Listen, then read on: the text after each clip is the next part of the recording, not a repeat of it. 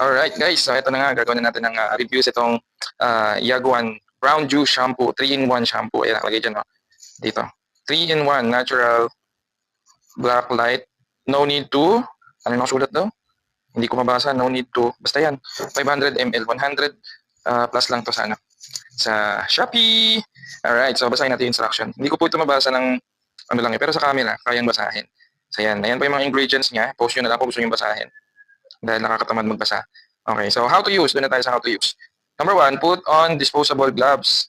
Yan. Number 2, mix equal amount of agent 1 and agent 2 evenly. Apply evenly mixed hair dye to your hair and leave in your hair for 20 to 35 minutes. Number 4, ayan pa, open and close parenthesis, can be properly heated. Ano kaya ibig sabihin? Hindi ko alam yun.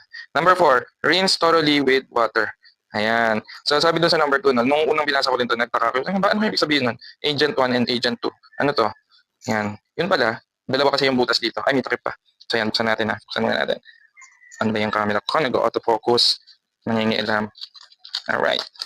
So ito buksan natin. Ito magbukas yung mga expert. Punawasak. Alright. Ayan. So ito siya. May lock para hindi mapindot. Okay.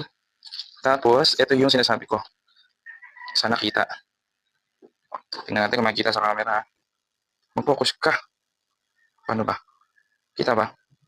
Kita nyo ba guys? Hindi yata kita. Pero, dalawa po yung butas yan. Ayan, meron dito. Hindi kita yung butas. Kasi kulay itim. Pero dalawa yung butas niyan. Alright, so sa testing na natin. Ano ba yan? Nag-auto-focus. Sa testing na natin, nalagay ko na ito sa buhok ko. Tingnan natin kung ano magiging resulta. Let's go!